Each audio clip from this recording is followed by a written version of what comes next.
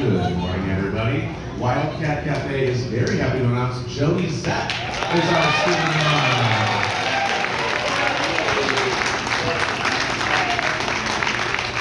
I've had the unique opportunity of being Jody's teacher the last 3 years in 3 different classes, so I'm excited to see what class we go to next. I've also, Jody's in a unique position, not unique position, but Jody could be the student of the month pretty much every month. Every month she's working on different things. She's volunteering all the time.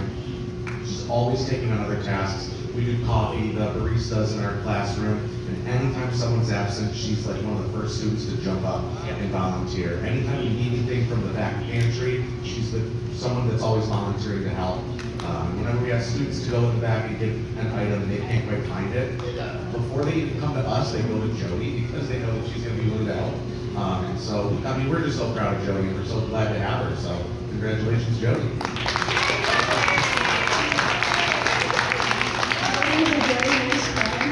She makes me smile, she makes me laugh, and I'm really gonna miss her when I leave class.